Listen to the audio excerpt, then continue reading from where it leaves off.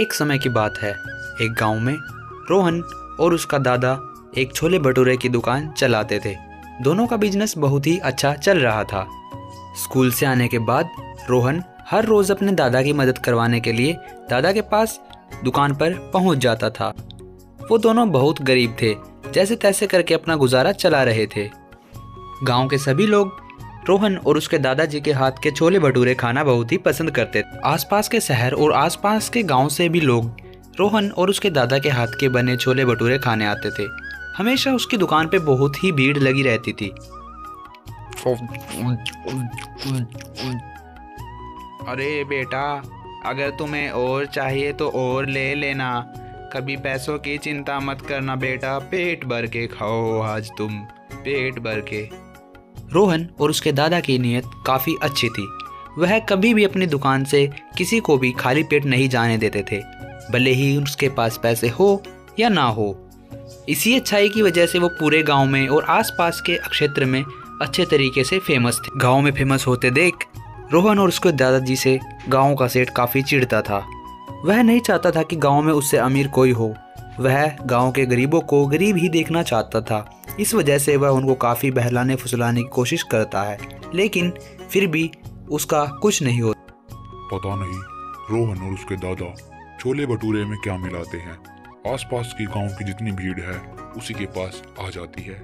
मुझे तो इस बात का पता लगाना ही पड़ेगा कि रोहन और उसके दादा आखिरकार खाने में क्या मिलाते हैं। मुझे इसके लिए क्या करना चाहिए, मुझे इसके बारे में सोचना होगा। एक दिन सेठ अपने घर जाता है और अपनी पत्नी को सब कुछ बताना चाहता। अरे भगवान, मैं तुमसे कुछ कहना चाहता हूँ। तुमने वो गांव में रोहन और उसके दादा के छोले भटूरे खाए हैं ना, या कभी उनके बारे में सुना तो जरूर होगा। हाँ, मैंने उसके छोले भटूरे काफ़ी टाइम से खाए हैं और मैं चाहती हूँ कि आप भी खाएं। वो बहुत ही स्वादिष्ट छोले भटूरे बनाता है। वैसे क्या हुआ, आज तुम्हारे मन में ये अचानक बात कैसे आई? अरे उनका बिजनेस बहुत ही अच्छा चल रहा है। ऐसे तो एक दिन वो हमारे से भी अमीर हो जाएंगे, लेकिन उसके बाद हमारे पास कुछ नहीं बचेगा, क्योंकि सब लोग गांव में फिर उस बूढ़े और उस रोहन की इज्जत करेंगे। हम सबको लोग भूल जाएंगे। हमें कुछ करना होगा। मैं नहीं चाहता कि वो हमसे अमीर बने। अरे तो मैं उस दिन की तुमको यही तो समझा रही हूँ, लेकिन तुम्हें कहाँ पल्ले पड़ता है। तुम तो खाम खा के सेठ बने फिरते हो। मैं तुमको बोल रही हूँ, क्या वो जब अपना बिजनेस शहर में स्टार्ट कर देंगे तब तुम कुछ करोगे? तुम्हें जल्दी से जल्दी कुछ करना होगा, वरना एक दिन वो हम सब का धंधा चौपट करके इस गांव पर हमारे राज को खत्म कर देंगे और हमारी कोई नहीं सुनेगा। तुम्हें वक्त रहते कुछ करना होगा। भगवान, तुम ही तो कुछ बताओ, आखिरकार मैं क्या करूं? वो रोहन और उसका दादा काफी टाइम से वहां पर है। स्कूल की छुट्टी होने के बाद रोहन अपने दादा की हेल्प करवाता है। चलो मैं तुम्हें एक योजना बताती हूँ। अगर तुम उस पे खरे उतरे तो तुम अपना बिजनेस स्टार्ट कर सकते हो और उसके छोले भटूरों का रहस्य जान सकते हो। काफ़ी टाइम तक बातें होने के बाद सेठ और उसकी पत्नी के बीच में काफ़ी बातें होती है और वे कुछ योजना बनाते हैं कि किस तरीके से रोहन के दादा से वो छोले भटूरों का राज उगलवाना है। बातें करने के बाद सेठ गांव की तरफ निकल जाता है। जब सेठ दुकान पर पहुंचता है तो वहां पर रोहन को अकेला पाता है, क्योंकि रोहन का दादा किसी काम से बाहर शहर गया था। इसी का फायदा उठाकर सेठ रोहन को कहता है, रोहन, तुम प्यारे बच्चे हो बहुत ही।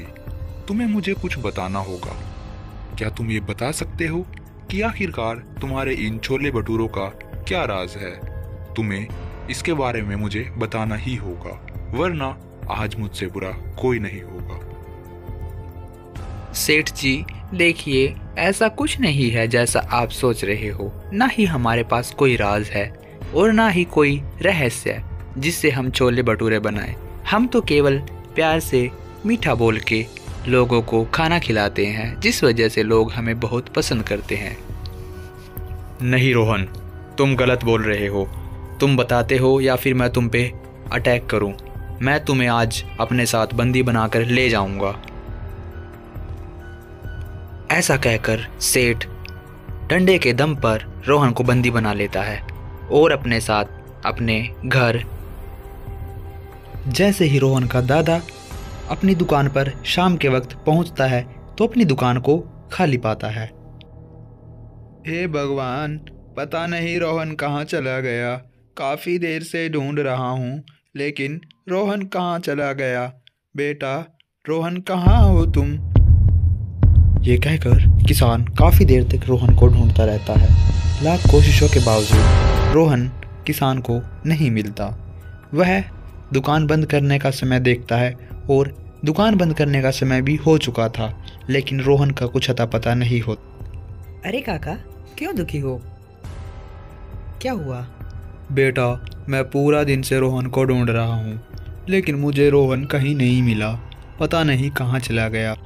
अरे काका, अभी 2 घंटा पहले जैसे ही सूरज ढलने वाला था मैंने सेठ के साथ रोहन को जाते देखा था।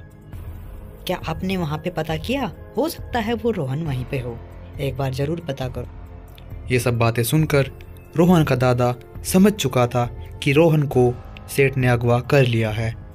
वह काफ़ी देर तक सोचने के बाद सेठ के घर जाता। क्या सेठ घर पे हैं? जी नहीं, वो किसी काम से बाहर गए हैं। सेठानी जी, देखिए, अगर आप बुरा ना माने तो मैं आपसे एक बात कहना चाहता हूँ।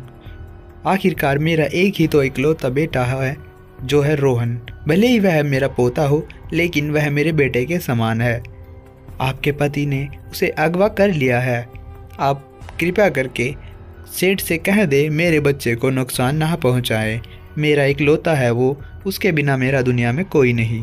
अरे पागल हो गए क्या तुम? किसान, तुम पागल हो गए? तुम अच्छे भले खेती में ही अच्छे थे, तुम्हारे पास पैसे क्या हुए तुम हम पे इल्ज़ाम लगाने लगे हो? तुम्हें शर्म नहीं आती? कुछ भी बोलते हो। ऐसे ही किसान और सेठानी के बीच काफ़ी सारी बातें होती है लेकिन सेठानी मानने को तैयार ही नहीं थी। लेकिन आखिरकार सेठानी ने अपना मुंह उगल ही। बात सुनो ध्यान से, कान खोलकर। हाँ, हमने तुम्हारे पोते को अगवा किया है लेकिन बदले में तुम्हें फिरौती नहीं, हमें एक बात बतानी होगी। वो बात है राज।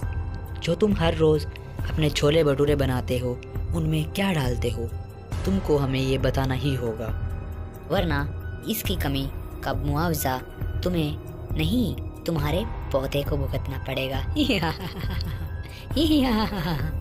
ये सुनकर किसान और सेठानी को सब कुछ बता देता है और अपने पोते को छुटवाकर ले जाता। किसान और रोहन अपने घर चले जाते हैं एक सदमे भरी आंखों से। लेकिन आगे क्या होगा, क्या करेगा राज जानकर सेठ और सेठानी, जानने के लिए चैनल को अभी सब्सक्राइब करें। मिलते हैं आपको सेकंड पार्ट के लिए। सेकंड पार्ट के लिए आप चैनल पर जाइए और सेकंड पार्ट